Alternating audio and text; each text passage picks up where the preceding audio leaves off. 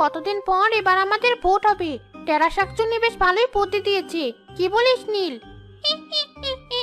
তা যা বলেছিস। এবার যদি আমাদের শাকচুন্নি সোসাইটিটা একটু উন্নত হয়, তবে হ্যাঁ, যে আমাদের রোজ রোজ ইলিশ খাওয়াতে পারবে আমরা তাকেই ভোট দেব।